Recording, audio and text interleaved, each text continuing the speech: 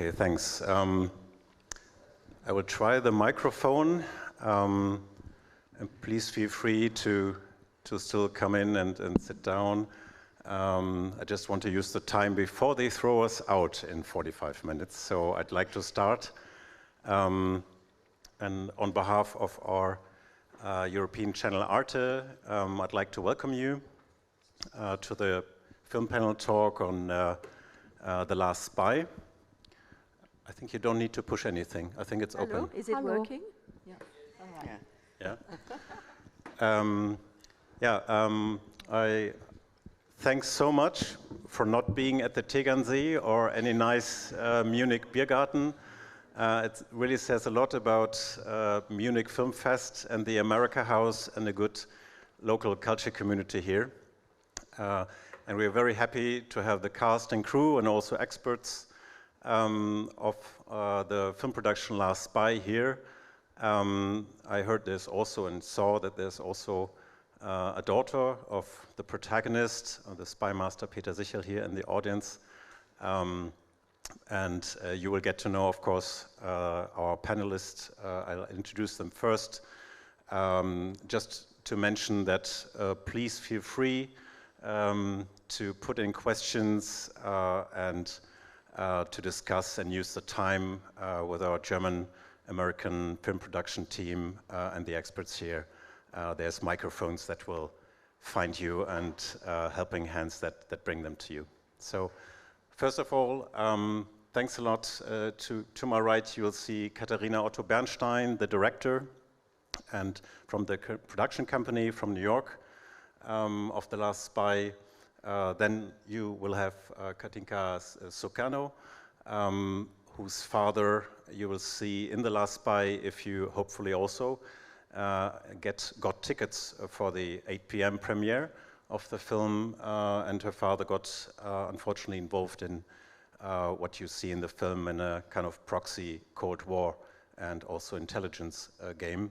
And Christof Mauch from the University of Munich, from the center, Lasky Center for Transatlantic Studies, and several centers more, but you will explain this. So someone who can talk about the historical background, and Oleg Dubson from the New York film production company, one of the producers of this film, The Last Spy, and Katharina Lohmann with the Munich, sorry, Kathrin Lohmann, sorry, my first mistake, with a Munich, New York City background, and you will bring on how it is to produce a film like this between these different countries.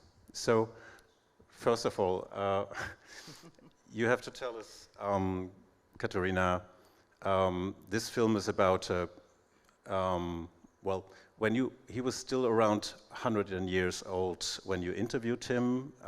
You knew the protagonist of the movie The Last Spy already before. We have to take care that we're not doing too many spoilers, but please tell me what triggered you to do a whole, almost a 2-hour documentary on someone you got to know as a friend, and why you thought that this 100-and-old-year man, when you interviewed him, who unfortunately died with 102 this February, why were his stories not just history, but also very timely and very topical? Right. Oh yeah, it works.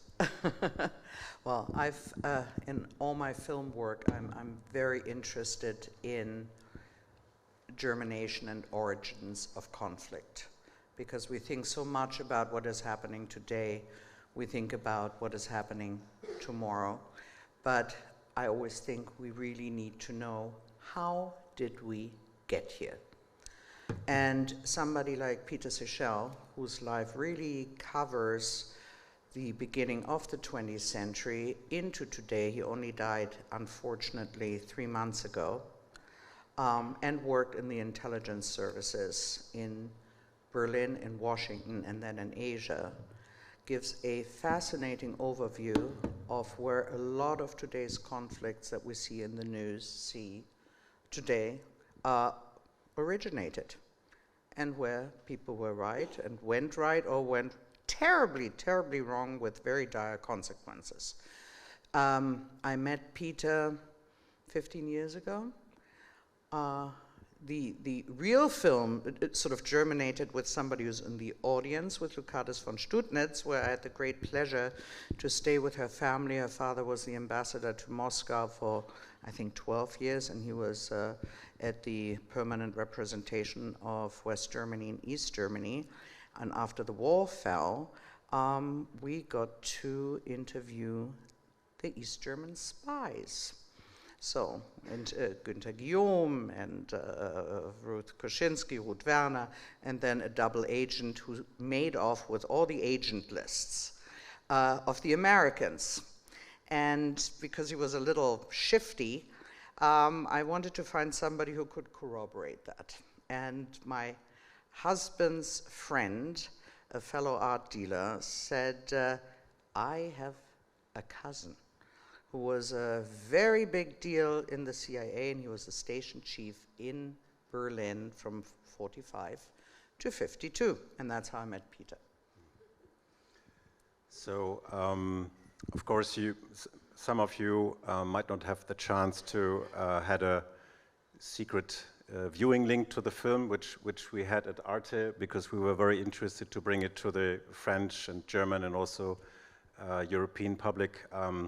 So that's one of the main stories that Peter Sichel, the protagonist of the movie, the documentary, came from a German Jewish family, a wine trading company and wine trading company in Mainz, where I drove from this morning.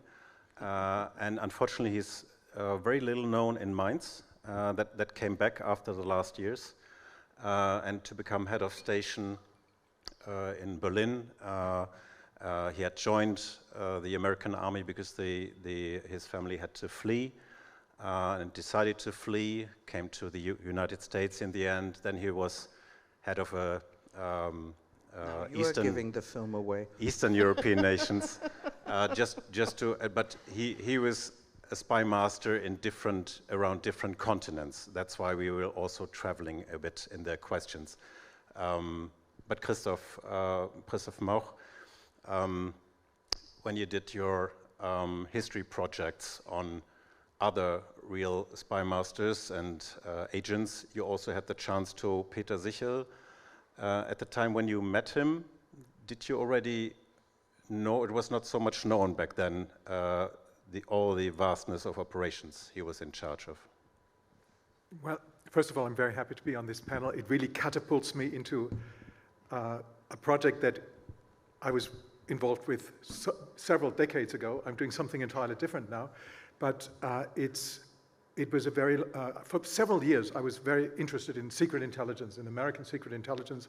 In fact, I spent at least 400 days in the National Archives from morning until evening reading documents. And the extent, as you just called it, to what extent was it known, how important the OSS was, how big it was, it only slowly became known. Because at that time, it just so happened to be the case that the CIA opened all the records of the OSS. The OSS was a predecessor of the CIA, but not really. Because if it had been a direct predecessor, then legally you could not have opened the documents. But all of a sudden there were millions and millions of documents in the archives. And I was one of the first people who actually could look at them at the time. And it was interesting also that at a later point, when I started the project, I was writing a big book about the OSS. I noticed that there were so many spies, so many agents, so many secret intelligence people still around. One of the reasons was that they were young at the time. Peter Sichel was very young. He was amazing for his age. At 16, I think he had already worked in the wine business. Then he had to flee from France, from France to England, to Portugal, to America. At 20, he was a secret agent because he wanted to fight the Nazis as a Jew who had survived in Germany. And these were young people. So there were quite a lot of people still around in the 1990s. And I started a project called the OSS Oral History Project at Georgetown University with probably 6, 7, 8 young professors who were all also experts on secret intelligence. And we interviewed a lot of people. We did not interview Peter Sichel. I think he didn't want to be interviewed, but I did meet him in New York. And later on as well, in Washington, when I was running the German Historical Institute, but I will leave it at this. We'll travel a bit further on to Asia, Kattika Soekarno. The story which you contributed with your interview on your father, the first president of Indonesia. The connection is with the Peter Sichel story that in the end he becomes promoted or perhaps a bit sent away to areas for the CIA further away because he didn't agree with all the politics of the CIA, so he came to be chief of station, head of CIA in Hong Kong. And you are connected with the film because the story of your father unfortunately shows, which is also very topical today, that how the CIA, how intelligence services of Western democratic societies also meddled with the independence of Indonesia. What do you think is the topicalness and the kind of why today's generation should also learn from the history of Peter Sichel and this espionage of the Cold War? Well, first I would like to say I'm very grateful for the work of Katharina because it's analyzing a difficult part of history. And my father was, yes, indeed, the first president of Indonesia and the founding president. And it's a last name that I carry with great pride, but it was a complex legacy. The Americans were calling him a communist. The Dutch were calling him a Japanese collaborator. And the movie explores that actually the CIA, the Eisenhower administration, and the Dulles brothers were overthrowing head of states in Southeast Asia and in Central America because they were nationalists, not communists, but they were not serving the national interest of the Americans. Yes. Okay, thank you. Would you like to add something? What you, when this interference come into play, that the CIA backed the opponent of your father and instigated or supported a coup against your father. What can we learn from as Western democracies when intelligence services are not really supporting and stabilizing democracy, but perhaps they are themselves destabilizing democracy?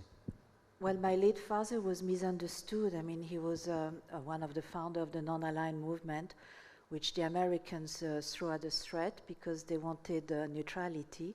They didn't understand that a country that has been colonized for 300 years and who, in a way, had been betrayed by the US, no? Because nationalistic leaders like my father took Thomas Jefferson and George Washington as role models. That's why when they were fighting for the independence, they were extremely surprised that the Americans would side with the Dutch and ask Indonesia, for example, to pay $1.13 billion as a reparation to the Dutch government. So understand how nationalistic leaders like my father felt when, after being exploited for 300 years, instead of being paid for being exploited, they had to pay the Dutch government for the army that they were sending in Indonesia to pay to kill independence leaders. And then, of course, there was also the conflict of West Irian. And for all these reasons, it was a major misunderstanding, yes. Okay, thank you. And also in a film crew, there's several parts and people involved. Oleg, do you have a mic as well?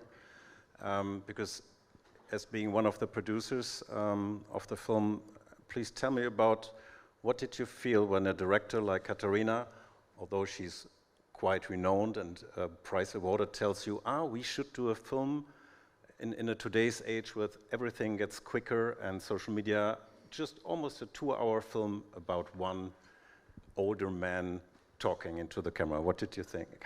Just say yes. Who doesn't love a spy? It was no brainer. Peter is fascinating. His life is fascinating. And ultimately, you know, I have connections to my grandparents who lived through what Peter lived through on Soviet Union side, and that generation is disappearing. So for us to capture a conversation with a man, it's one thing to read about that time, it's another one to capture a conversation with a man who lived through it. And we will not be able to have those conversations much longer. And so it was imperative for us to do a set of interviews with him.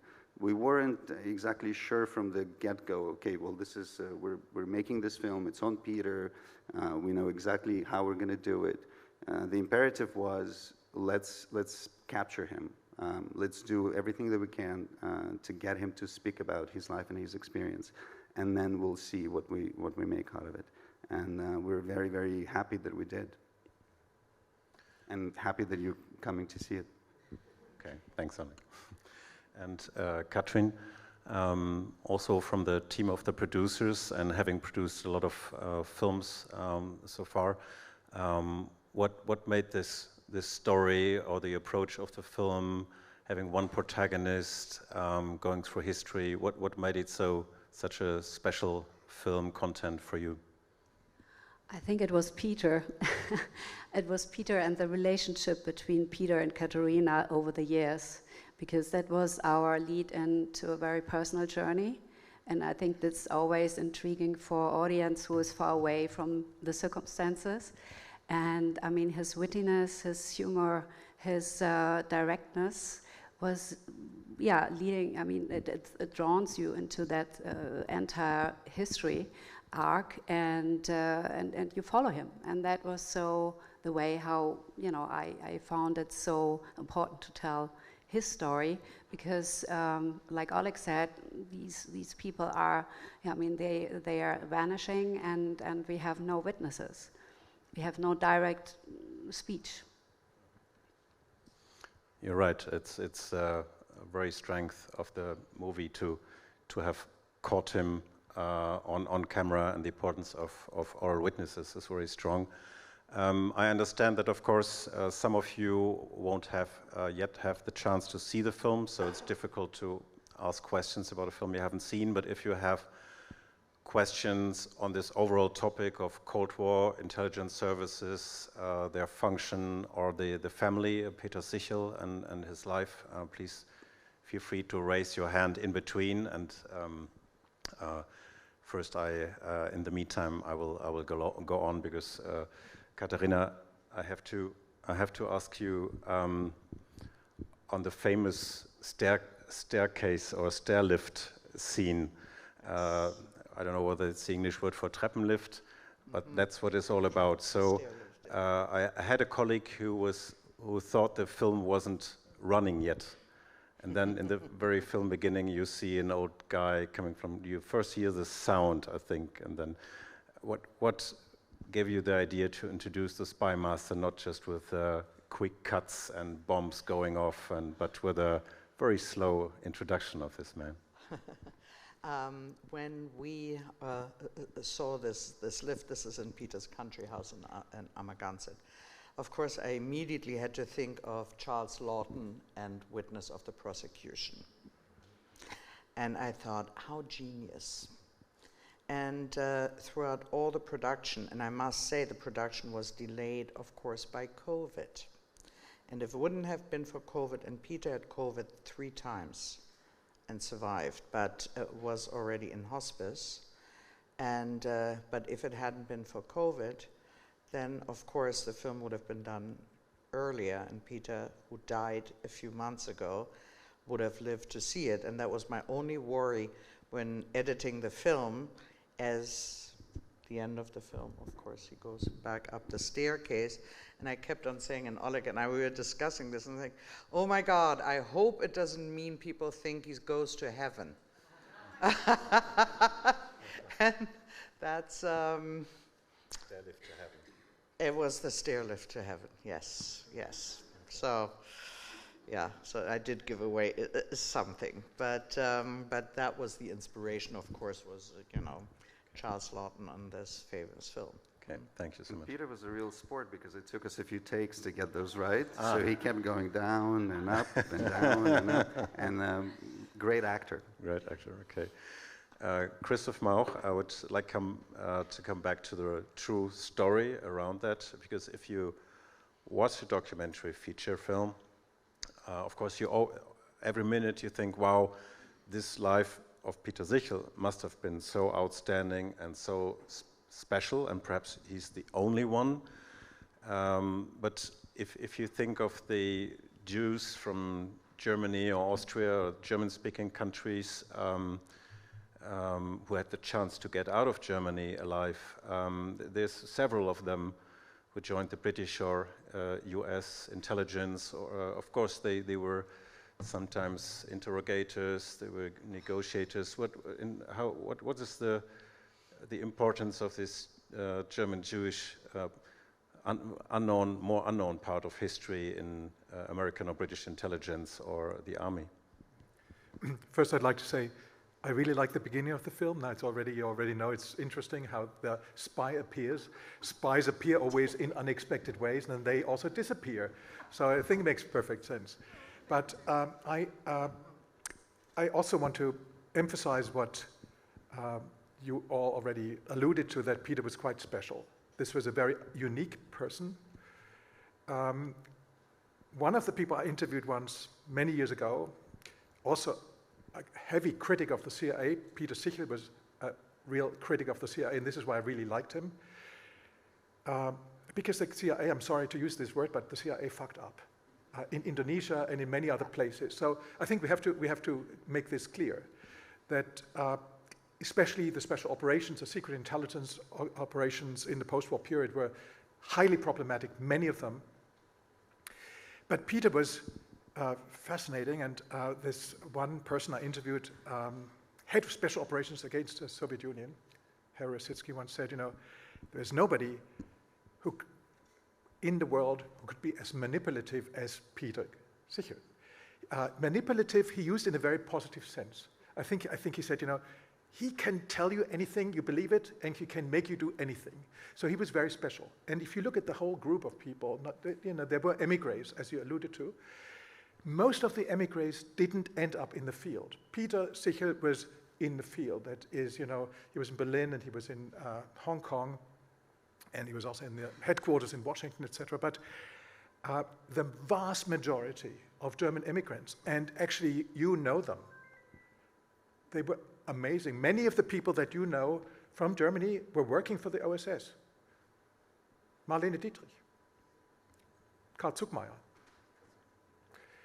the Frankfurt School people, Marcuse, Kirchheimer, philosophers, they were incredibly strong. The research, and this is my criticism of the CIA, the CIA was very different from the OSS. The OSS had the largest research and analysis operation in the history of intelligence. They were only professors, young emigres, professors, and the OSS interviewed many of them.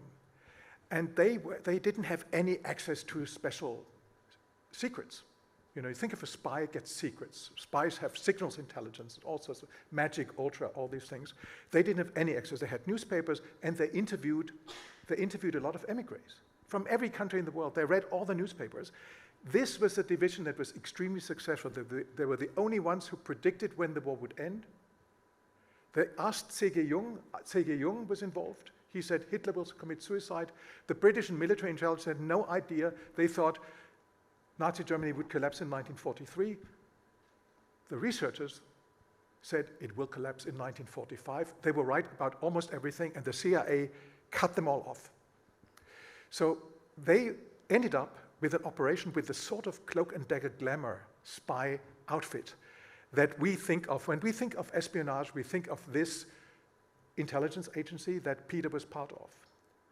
And the fascinating thing was that he realized at one point what he had done, for instance, how intelligence had totally misperceived, for instance, the situation in Indonesia or the situation in Guatemala, where the fear of communism was so strong, this fear of the Soviet Union, that they did all sorts of crazy operations. The great thing about Peter was that he was aware of that and he critiqued it. There was, of course, a reason why everybody did this. All the spies, everybody working in intelligence can make one big mistake. It's my last sentence, I'm sorry.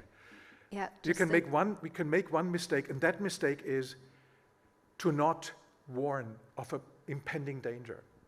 I just want to add one thing at this particular point for Indonesia. I think it's a big difference to talk about neutralism. The Americans, what they understood under neutralism at that time was, somehow the idea that this country is in danger to become communism, and that was a misunderstanding, because I think in your case, your father had another idea of neutralism. Neutralism, and also my father wanted to keep Indonesia as a secular state, and he was more concerned about the fundamentalist Islamist group, which I want to say that actually the Americans were funding Islamic rebels against my father's government, and we see today what is happening in the world with their policies. All right. Yeah, Katika Soekarno, I wanted to ask you is of course, we have the problem, we have today a lot of conspiracy theories going around about dark forces. The problem is when there really are some dark forces and colluding and doing a conspiracy, like intelligence service is their main job to conspire, unfortunately. And if they, how is it in Indonesia? Is it this chapter about your father and the involvement of Western spy networks in his downfall?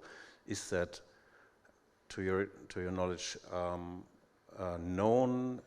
Should there be done more? Should this be also more worked on in our Western societies, that there have been this meddling with Guatemala, with Indonesia, and Iran with a very recent example? I think we're very lucky in Indonesia is that we move forward, and our situation is not as tragic as in Iran. But having said that, I do want to say that in 1965, 1 million people were killed, supposedly communists, but they didn't even know the ideology of communism.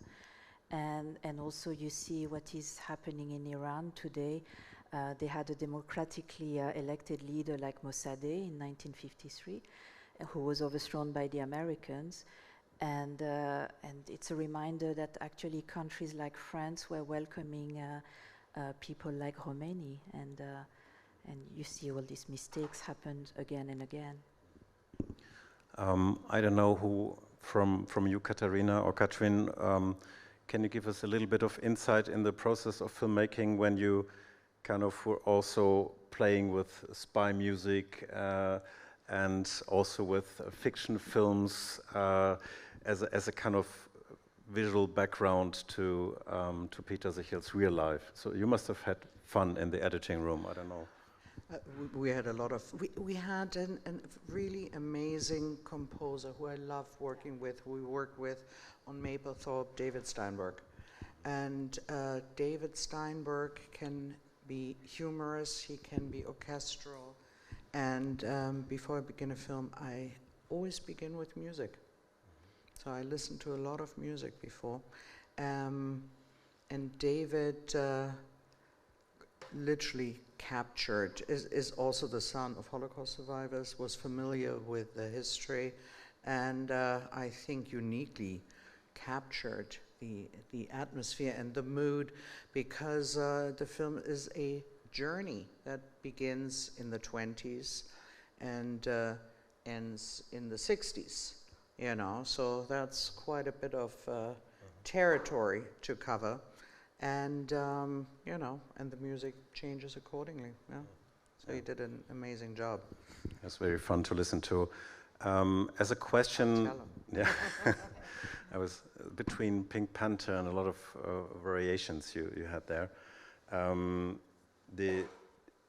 It's not really, towards the end, it's not really outspoken or evolved further on because you had so many issues, but it becomes clear that the daughters of Peter Sichel knew little or nothing about the depth of the involvement of their father.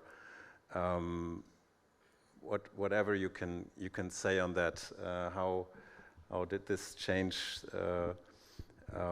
the interviews when they learned more and more about after your interviews with their father?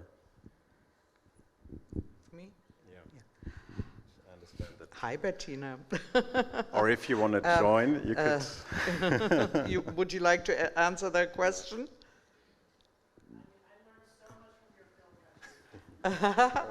Do you want to give the... Yeah, it would be great if you, yeah. I learned so much from your film, Katharina. It was eye-opening. And also, you know, upon the event of my father's death, there were many obituaries published in newspapers in the US and the UK and Germany, and I learned a lot from those too. So that gives you an idea of the depth of my lack of knowledge.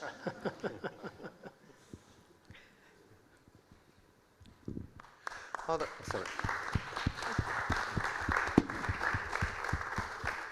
Or I don't know whether I can throw in another question to you. Did you had still had some chance to talk back to your father about this time after you learned from this before he passed away?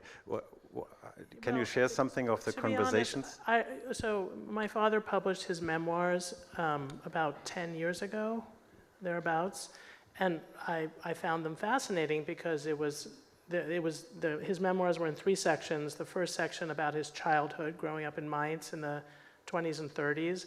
The second section about the CIA, and the last section about his life in the wine business. And I found the first section fascinating. I found the part about the CIA very boring.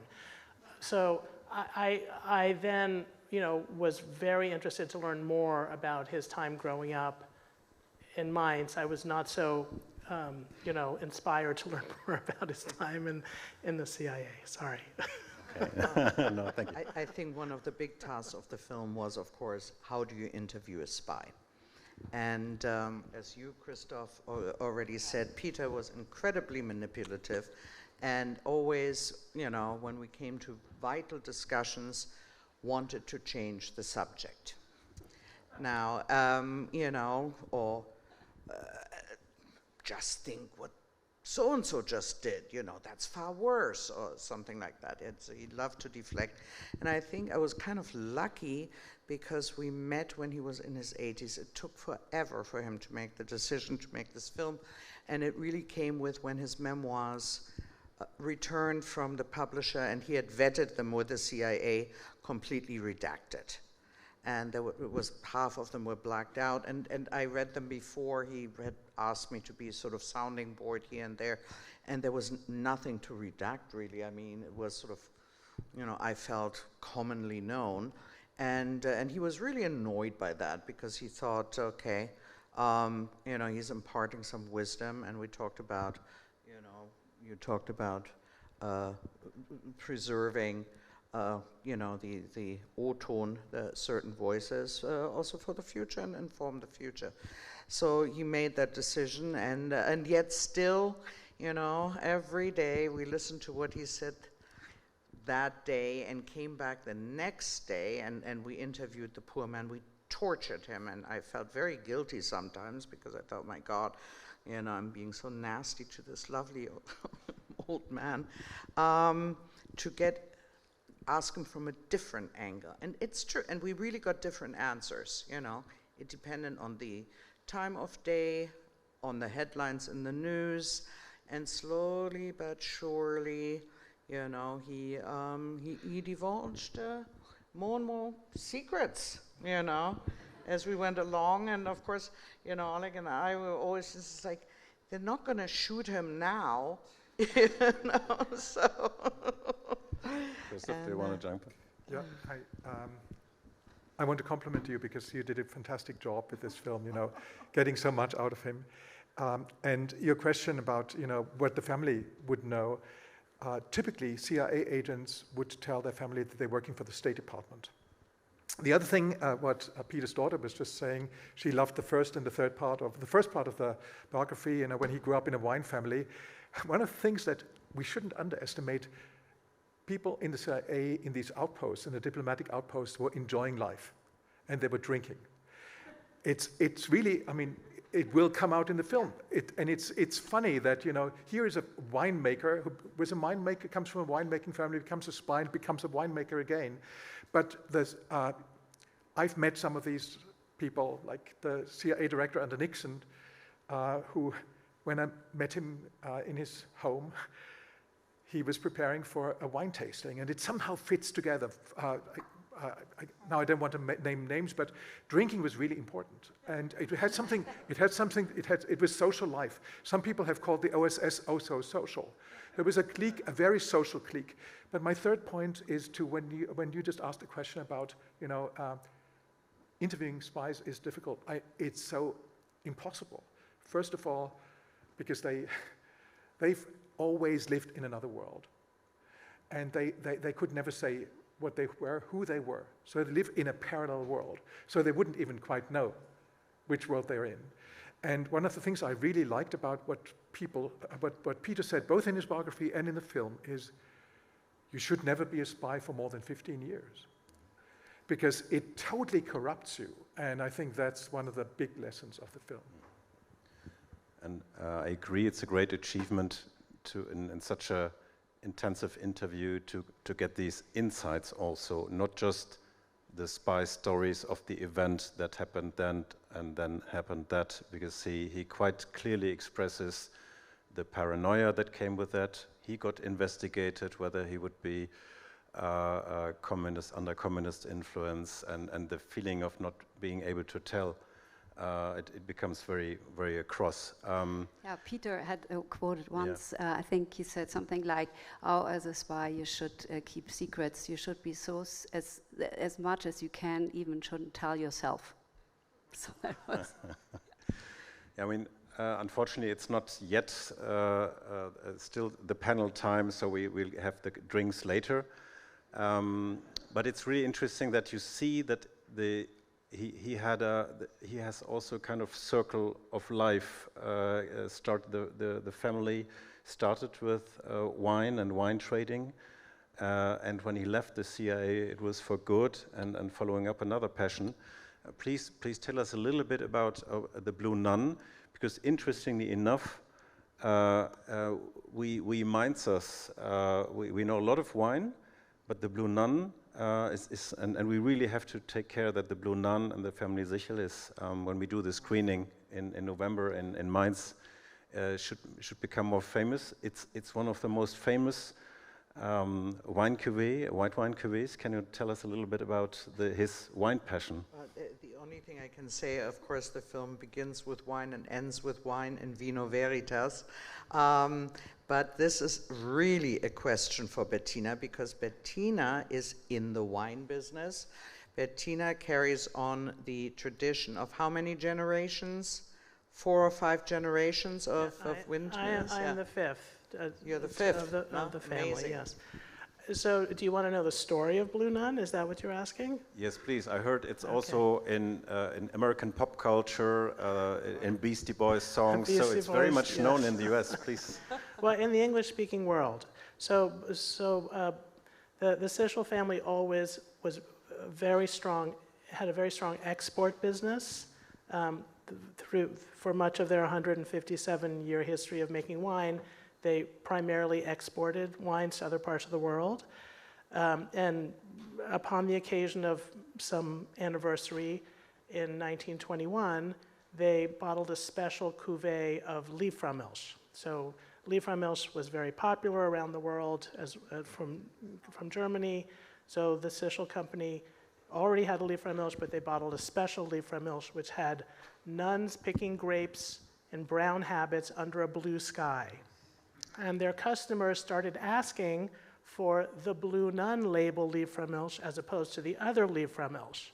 So when my father took over the business, he appointed an importer in the US, and the importer looked at the portfolio and he said, you know, I think the Blue Nun label Liefraumilch, by then the Blue Nun label appeared on the bottle, I think we can do something with that. So over the years, the marketing department started killing off nuns. until there was just one on the label. They got younger and blonder, and the name got shortened to Blue Nun, and the timing was excellent. It coincided with the US, kind of discovering wine, and it became an international sensation in the US, in the UK, in Australia, in Japan, throughout the world except in Germany. Okay, I hope that the traveling of the journey of the film will also make this more popular. That's the next film. That's the next film. That's a good. So we can agree that your father was both a specialist in secret relations and in public relations as well. I had the impression that some of the FilmFest were looking at me in the "you only have 3 or 4 minutes to go" look. Katharina, if you would like to share a story that perhaps it was you liked very much, but didn't make it into the film, or there must be so many of the stories of Peter. Is there some that you had to leave out, or you want to say something more on the interview? It's a difficult subject for me, since you will cut more out. Yes, no, we lost quite a few stories. Oleg, what is a real favorite? I mean, for me, you the Spain one, no? It's the Spain one. He was very, very young when he became part of the OSS, but before that he first had to flee. He had to leave Germany, escape into France. He was interned in France as an enemy alien. And eventually, when Nazis overran France, he convinced the head of the internment camp to let him and his father go. His mom was in another camp with his sister, and so they somehow reunited and went on foot to Spain. The rest of the family were let through, but he was kept behind because Spain had an agreement with Germany not to let anybody of military age cross the border. So he convinced his parents and his sister to just keep on going, that he will be able to find them, and that's a kid who's all of 19. And there were tears, the family left. He just went back and somehow was able to negotiate to get what at the time was called a Nansen passport, a UN passport, that basically makes you a stateless citizen, but you can cross borders. And he then got to Spain, bribed the person, gave them a watch, or he gave them a Mont Blanc pen to get on the train to cross into Portugal, and then in Lisbon to finally find his family on the street. He saw them. And his mom asked, there's a big reunion, tears of laughters of joy, and mom asks, okay, so what do you want now? And he said, what drink he requested was a hot chocolate with lots of whipped cream. And he got it and ate it all and felt terribly sick. And I think that really sums up his journey as this first chapter as a refugee trying to escape. Yeah, I think if there's no question to the panel, we have to give room for the next talks, because we are closing in on 7 p.m. But now I think we really have to, the date in Mainz of the German language version for ZDF Arte is not yet completely in stone, but it should be the 13th of November. And the idea is actually, because in Mainz, of course, we have to get into the wine story, that we will have a little reception in Mainz along with the Schumtage, which is a festival that also brings back the Jewish history in Rheinland-Pfalz in Germany, and but also we'll have some wine experts there, so we should have a little reception with a Blue Nun. I think it's already set. So Bettina, where you're going to be in November. Okay, thanks so much for coming. Is there a question? Katharina, how did you get actually into this story? How did you find out? How did you get actually motivated to do this, get into this project? As I said before, I wanted to find somebody to verify a story that a double agent, an East German double agent, who stole in the 50s, the agent lists of the Americans in East Germany, whether that was true and what happened. And my husband had a friend, and his cousin was Peter Sichel. And Peter, who was very highbrow, said, oh, this can only happen to military intelligence. They're really not very good and totally disorganized. And as you'll see later on in the film, there was an ongoing feud between Peter and the terrible military intelligence. This would have never happened in the CIA. And, you know, this was an informal talk, which I did tape, but not with a film yet in mind. And he sort of gave me, and that was his personality, sort of a quick lesson in espionage. And which of course was fascinating, and there are quite a few things. I had interviewed numerous agents, but there were also very new aspects to it, and I thought, you know, this is interesting, and we laughed a lot. And as I said, he was writing his biography then, and asked me to read them, and you know, give the thoughts. And Bettina, did you read the original without? I'll send it to you. It's less boring. So the CIA took a lot of stuff out, and strangely enough. But anyway, so that's how we got to know each other. That's how I got into the subject with Peter. So we had to squeeze this centenary or this big topic into 45 minutes. So if we heard so many other references, if you want to dive deeper into the topic, and Mrs. Soekarno also writes sometimes in the newspaper. There was an article in the Guardian lately on the story of your father. As you can imagine, a history professor writes a lot of books about his research, so there's real expert here in Munich on transatlantic studies, and as we learned especially in your younger historical work on the real spies, and from Katharina Otto-Bernstein, you heard the Mapplethorpe film and documentary. It's also an outstanding piece of documentary, so this is for you to find out more about the story. And yeah, thanks to all the panelists for the time here in Munich, and have a great premiere at 8 p.m. also in the Theatersaal here. Thank you so much for coming. Thank you. Thank you.